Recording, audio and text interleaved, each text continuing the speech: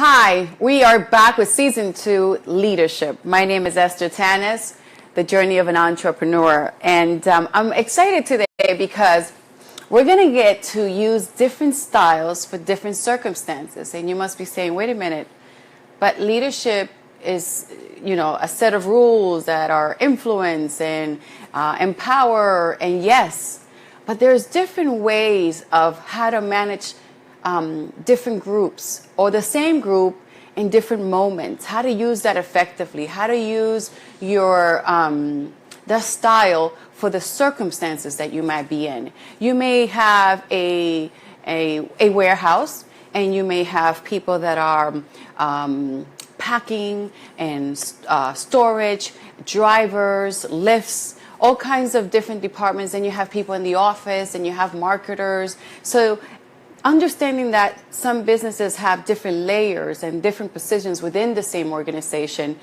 they may need different types of styles of leadership. So today we're going to chat about that a little bit, and you're welcome to share, ask any questions, make any comments as long as they're appropriate. And I love sharing with you, so hopefully this will be helpful for you. If you have a small business and you're starting a business, you want to know, well, what style should I be using for each department that I may have? So we're going to start with style. One of the main styles is called structural.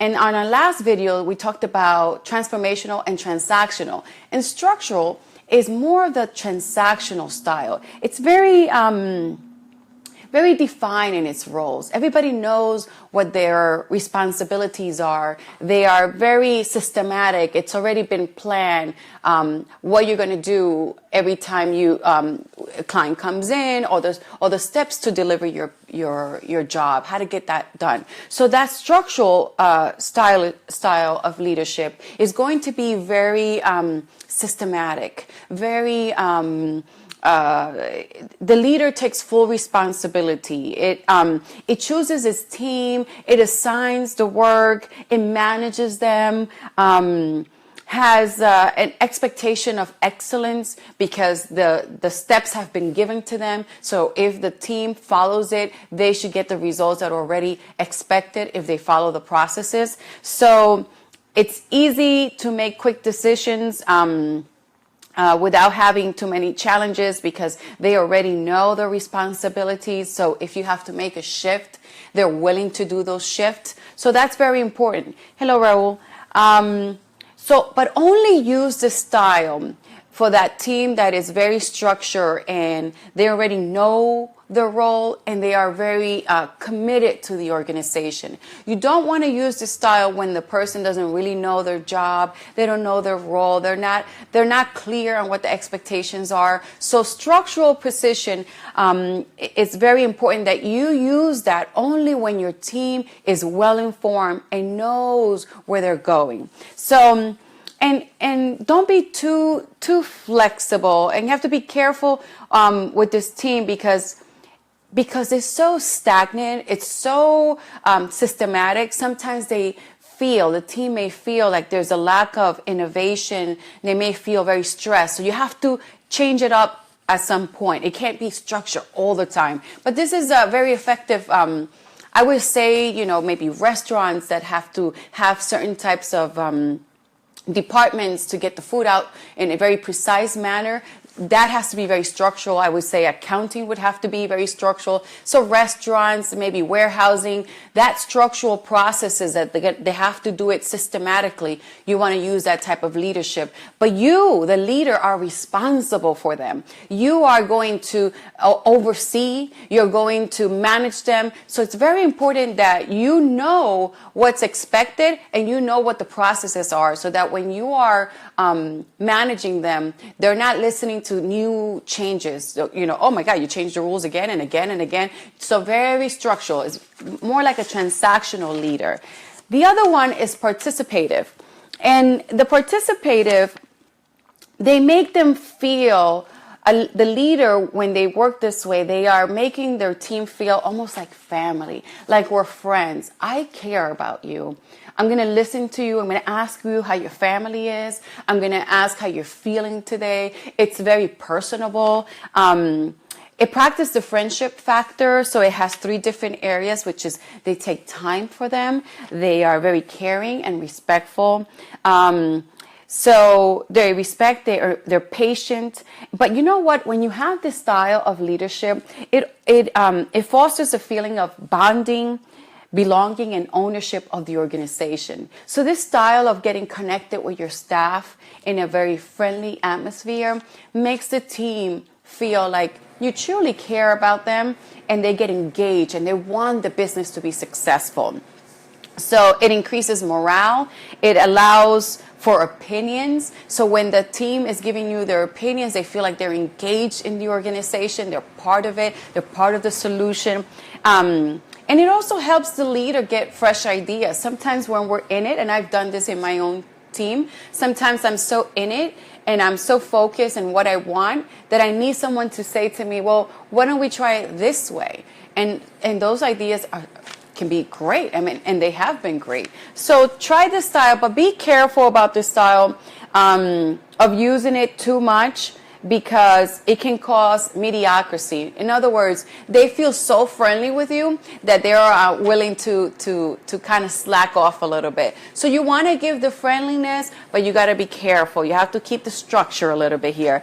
It also, and also a good time to, let's say the business is going through a rough time, or sales are not doing great, or the economy is being difficult, or something is happening in the whether it's politically, governmental, and everybody's feeling stressed.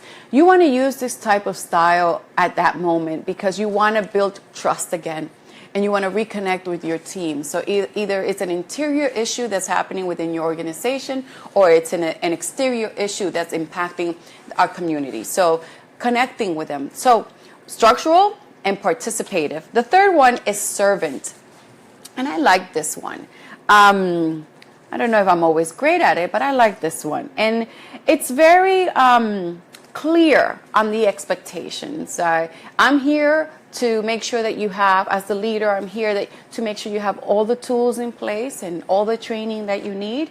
And you're here to make sure that you deliver your job. So the relationship is very clear. Everybody knows what their roles are as far as, leader and employee, or assistant, or whatever you want to call it. You do the what's called the golden rule, right? Treat others as you want to be treated. So it ensures everyone understands their job. So this relationship is very reinforcing. So when you are having a communication with your employee, you are talking about, do you understand your roles? Are you clear? Do you have everything you need? Let's go over the list of things that you need to have. And the leader and their team are very close knit together. They're working together. They're working as a team. So they offer training. They offer support. They're listening to the need of that staff. You can improve. The good thing I like about it is because not only you improve them in their jobs and get them trained, but you also impact their personal life. And for me, that's amazing. This is why I do videos, because I think that if I can help you by giving you tips, not only you grow as a leader, but you also grow as a person, because all of this is effective in every relationship, marriage, parenting, friends, etc. So use this style when is a diverse team, but also the ability that you can personalize that relationship. I have a relationship with the assistant that works with me, but I also have a relationship with each of my employees. So we take that one-on-one time to make sure that they have everything they need. So very important that if you're going to use this style, that you have time for that one-on-one, or you have mentors within your organization that can give each of your team members a more personalized relationship. Now, this will gain trust. loyalty, respect. It brings a strong commitment, a strong culture in your organization. But be aware, because if you don't manage it well, you will have a team that they will do as they please, and you will lose authority. And the reason that happens is because it gets a fine line, right? I'm here to help you. I'm making sure that you have everything. And sometimes you're doing it in such a gentle way that then the employee or your team member might feel authoritative over you and might cross that line of disrespect. So be careful with that. I enjoy this one the most, but just there is a fine line where the employee can cross that line. So be cautious.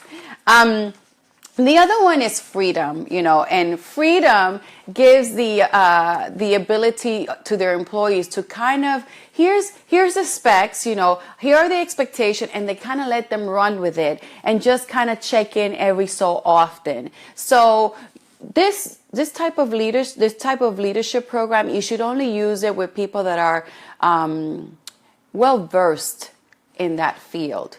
You don't want to use it in someone that is not well trained or doesn't have a specific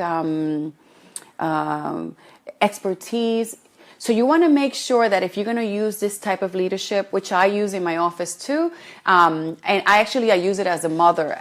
My parenting style is very much, here's what's expected from you, and if you cross the line, you know what the consequences are, right? So in my business, I do here are the expectations. This is by when I need it. I don't want to have to remind you constantly, because if you make me work extra, then I can't get my work done. So it's not good for me.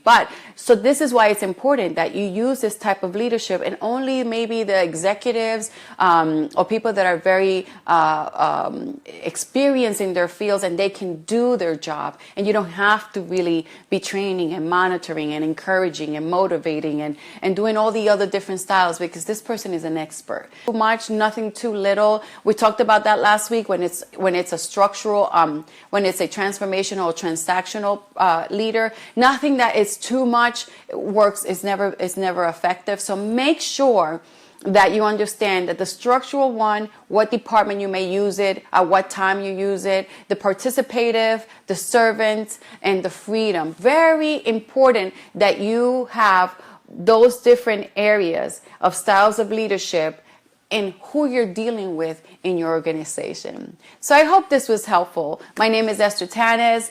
Please, if you think this information is helpful, share it, hit like, follow us on YouTube. This is being sponsored by Esther Inc. Insurance Agency. We are here to help you, and I hope you have a fantastic day.